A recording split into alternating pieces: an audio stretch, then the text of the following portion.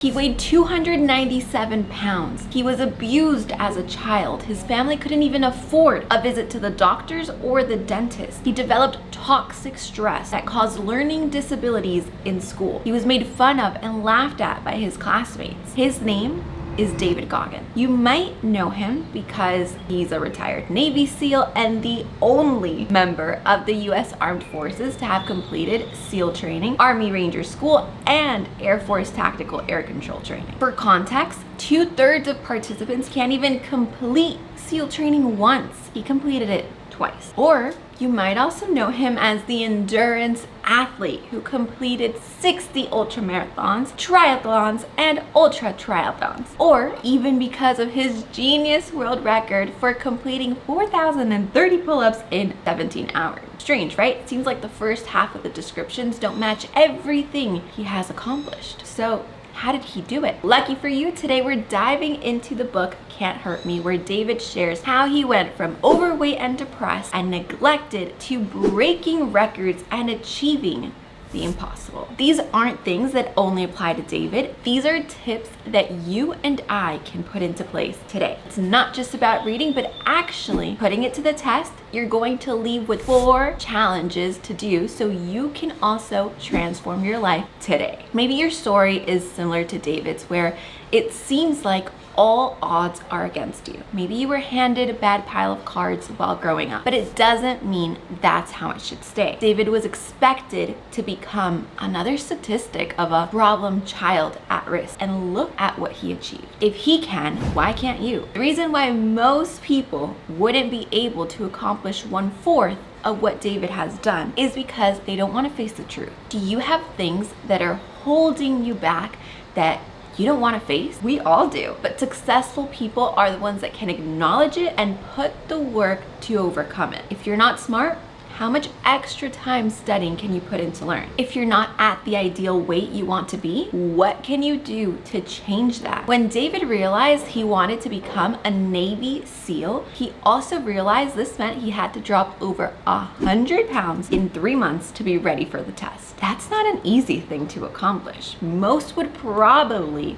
use it as an excuse to quit before even starting. Not David. He uses what's called his accountability mirror. This is something you and I can put into action starting today. Think of this as your first challenge to complete. Get eye to eye with yourself in the mirror. What have you been avoiding? What are you procrastinating? What needs to change to become your best self? Add sticky notes all over with your goals to serve as daily reminders every time you have a check-in with your accountability mirror. The more you avoid something out of fear or in comfort, the bigger that monster gets. It's as if we were scared to see what we're capable of. In the pursuit of training to break the pull-up record number, David actually developed calluses all over his hands that served as a barrier to protect him from the pull-up bar. Your mind has the power to become a callous mind too. A mind that becomes strong from experiencing discomfort and facing your fears. But your brain will always try to protect you. That's its main job, just like we learned inside the Ego is the Enemy book review. Most of the time, our brains will use one of these 2 excuses. I can't do it. This is normally to protect you, or I don't have the time. And after reading The Power of One More, we know the time excuse is invalid. David Goggins shares something similar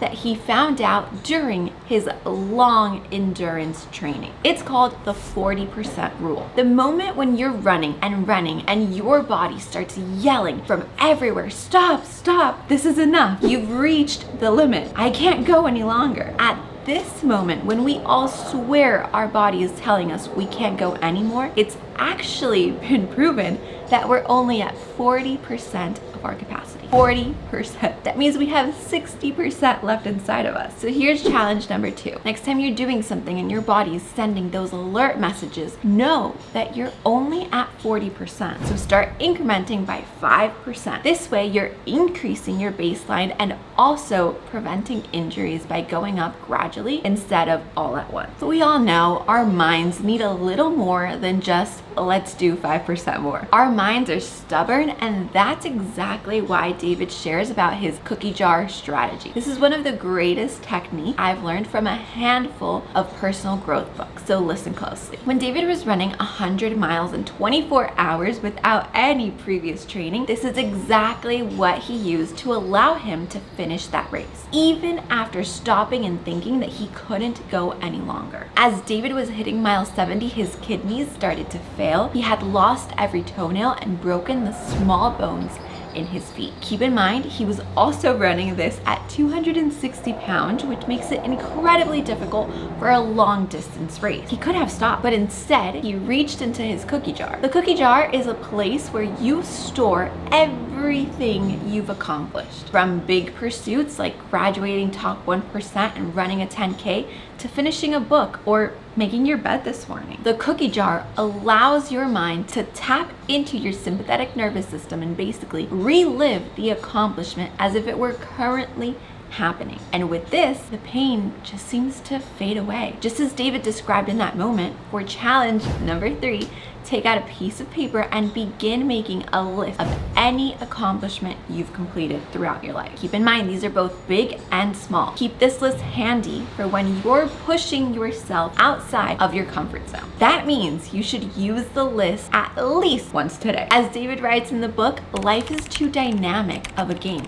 We're either getting better or worse. So if today you're not doing something that scares you, you're most likely not living up to your full potential. And if your brain is going to the "but I have no time" excuse, get ready for challenge number 4. This challenge is to be completed throughout the next 3 weeks, but you can start today. For week 1, you're going to continue your day-to-day, not doing anything differently except for the fact that you are tracking everything that you're doing. David says to write it down, but thankfully there's an app that's free called Toggle Track that you can have on your phone that makes this challenge 10 times easier. During week 2, you'll make an inventory of everything that you track and break it up into blocks of 15 and 30 minutes, but still following your current schedule. Lastly, in week 3 is when the change happens. You'll edit those blocks into a calendar to maximize your effort without sacrificing your sleep. I recommend going back to the implementable steps from the Atomic Habits book review to create your most efficient schedule. If you've already read the book, go ahead and drop your thoughts down below. And if